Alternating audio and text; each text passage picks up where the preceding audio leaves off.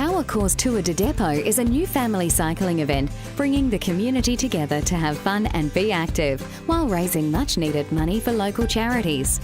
PowerCore owns and manages the poles and wires that deliver electricity to more than 1 million homes and businesses across Victoria.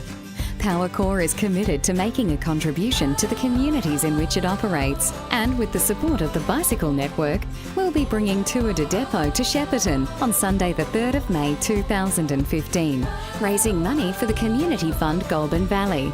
This independent, not-for-profit organisation raises and distributes funds to charities and community groups in the Goulburn Valley.